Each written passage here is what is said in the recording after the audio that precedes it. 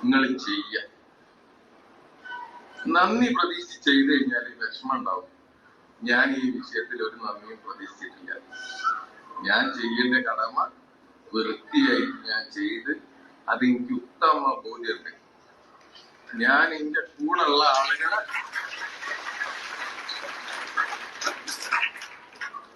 എന്നെ അടുത്തറിഞ്ഞാൽ 1 മണിക്കൂറിന്റെ കൂടെ ജീവിച്ചാൽ മതി, ഞാൻ ആരാ അറിയാം. അപ്പം എല്ലാരോടും നന്ദി പ്രതീക്ഷിക്കാതെ നല്ല പ്രവർത്തികൾ ചെയ്യുക. ഇതേമായിട്ട് ഒരു സുന്ദരമായ നാട്ടിൽ ഞാൻ വന്നതിൽ ഞാൻ അഭിമാനിക്കുകയാണ്. തീർച്ചയായിട്ടും ചില വിഷയങ്ങളൊന്നും എനിക്ക് പറയാൻ പറ്റാത്തത് കൊണ്ട് ആരെയും വിഷമിപ്പിക്കരുതെന്ന് വിചാരിച്ച് മിണ്ടാതെ നിൽക്കുക, സ്നേഹം കൊടുക്കുക. ആര് പിണങ്ങിയാലും നമ്മൾ കൊത്തിപ്പിടിച്ച ആളാണ്. നമ്മൾ കൊത്തിപ്പിടിച്ച് വിചാരിച്ചിട്ട് നമ്മൾ താങ്ങൂല്ല. ഞാൻ അതിൽ വിശ്വസിക്കുന്ന ആളാണ്.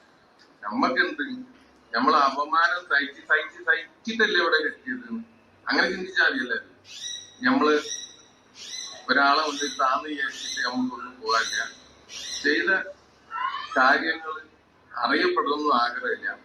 എനിക്കൊരു ചോദ്യം ചോദിക്കാറുണ്ട്. എന്നോട് പറഞ്ഞു ഇനി മുതൽ ഒരു മാധ്യമപ്രവർത്തകൻ എന്ന് പറഞ്ഞാൽ അംഗീകാരങ്ങൾ വാങ്ങാൻ പോകരുത്. ഞാൻ ഇനി പോണോ പോണ്ടേ ഒന്ന് പറയണേ.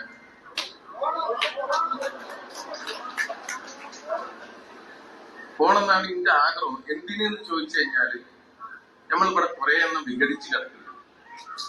ഒന്ന് ഉള്ളു എല്ലാത്തിൻ്റെതും മലിനമായിട്ടുണ്ടെന്ന് എന്റെ വിശ്വാസം.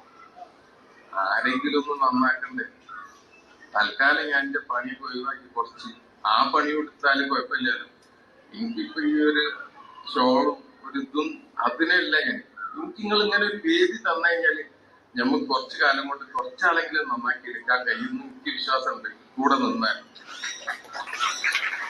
ഓക്കെ. എല്ലാവരും നന്ദി, നമസ്കാരം.